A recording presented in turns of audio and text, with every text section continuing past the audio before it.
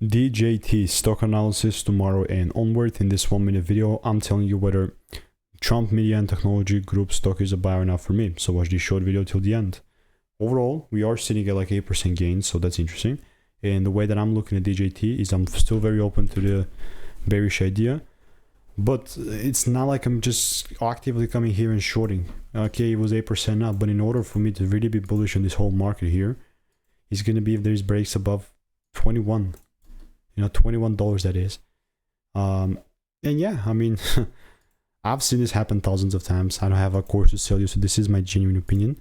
If it reaches the supply area and gives the rules, I'm just going to take it even lower. So typical pullback in a bearish trend. Answer here for me is going to be to wait for the rules. And if you want to learn the strategy that I'm using for free, click the first link in the description. It's a free course. And by the way, all reviews are 5 stars. So check it out. I'll see you in the next one. It's free.